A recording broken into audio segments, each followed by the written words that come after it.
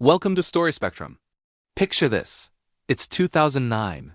The world is reeling from a financial crisis, and a mysterious figure named Satoshi Nakamoto has just unleashed a radical idea, a decentralized digital currency called Bitcoin. Most people ignored it, but a few curious tech enthusiasts saw something revolutionary. This is the story of the first Bitcoin miners, the digital pioneers who turned their computers into gold mines and kickstarted a global phenomenon. In the very beginning, mining Bitcoin was surprisingly simple. Satoshi Nakamoto himself mined the first block, the Genesis block, using nothing more than a standard home computer. The reward for mining a block back then? A whopping 50 Bitcoins? With Bitcoin's value at practically zero, this was more of a hobby than a job. You could literally just download the software, click a button, and your computer's CPU would start crunching numbers, trying to solve the cryptographic puzzle. Imagine leaving your old desktop running overnight and waking up to find you demined a couple hundred Bitcoins. It sounds like a dream now, but for the first year or so, that was the reality for the earliest adopters. One of the most famous early miners was Hal Finney, a respected cryptographer who was the first person other than Satoshi to run the Bitcoin software. He and Satoshi exchanged emails, and Finney even received the very first Bitcoin transaction. He mined for a short while, found it made his computer run hot, and turned it off. He wasn't in it for the money. He was fascinated by the technology. This was the spirit of the early days, a community of coders and thinkers exploring a new frontier, driven by curiosity, not greed. They chatted on forums like BitcoinTalk, sharing ideas, debugging code, and dreaming about what this new technology could become. But the quiet hobbyist era didn't last long. As more people joined the network, the difficulty of mining automatically increased. This is a core part of Bitcoin's design. The more computing power that joins, the harder the puzzles become to solve, keeping the creation of new blocks at a steady pace of about 1 every 10 minutes. Suddenly, a single CPU wasn't powerful enough to compete. Miners needed an edge. And they found it in their gaming rigs. Enter the era of GPU mining. Around mid-2010, a user on the BitcoinTalk forum discovered that graphics processing units, or GPUs, the powerful cards designed for high-end video games, were incredibly efficient at the specific type of calculations needed for Bitcoin mining. A single high-end graphics card could outperform dozens of CPUs combined. This was a game-changer. The Bitcoin gold rush had truly begun. People started building dedicated mining rigs, Franken monsters of motherboards, power supplies, and multiple graphics cards zip-tied to open-air frames.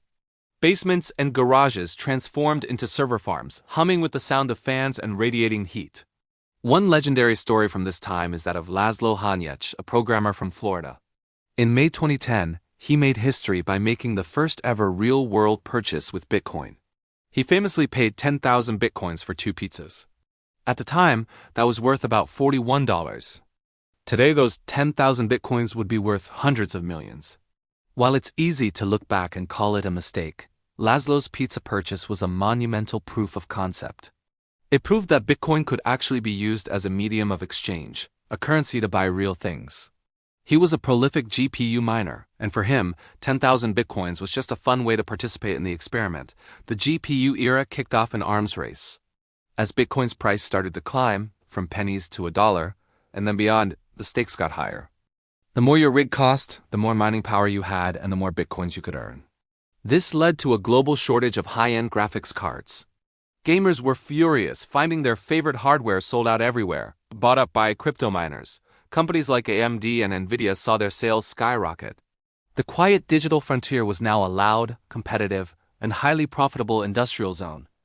Miners started forming mining pools, combining their computational power to increase their chances of solving a block and then splitting the reward. Individual mining was becoming nearly impossible. You had to be part of a team to stand a chance. But technology never stands still. Just as CPUs gave way to GPUs, the GPUs were about to be made obsolete by something even more powerful. The next leap forward was the FPGA, or Field Programmable Gate Array. These were specialized chips that could be programmed to perform a single task with incredible efficiency. Miners with the technical know-how could configure FPGAs to do nothing but mine Bitcoin 24 hours a day, 7 days a week. They used less power and were faster than GPUs. For a brief period in 2011 and 2012, FPGAs were the top-tier mining hardware. But building and programming them was complex and expensive. creating an even higher barrier to entry for the average person. The FPGA era was just a short stepping stone to the final evolution of Bitcoin mining hardware, the ASIC. ASIC stands for Application-Specific Integrated Circuit. Unlike a CPU or GPU, which are general-purpose processors, an ASIC is a chip designed from the ground up to do one thing and one thing only. In this case, mine Bitcoin. The first Bitcoin ASICs hit the market in 2013, and they blew everything else out of the water. A single small ASIC unit could outperform a massive garage full of GPU rigs, all while using a fraction of the electricity. The arrival of ASICs marked the end of the line for amateur miners. The game was now completely professionalized.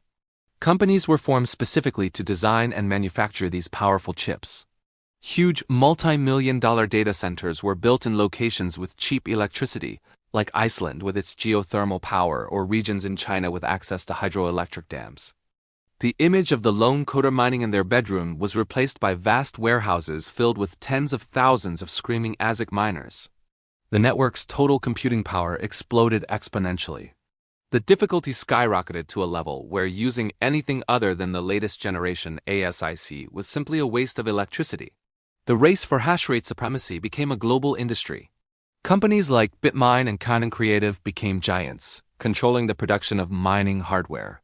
The geographic distribution of mining power also became a major topic of discussion. At one point, a huge percentage of the Bitcoin network's hash rate was concentrated in China, raising concerns about centralization and network security.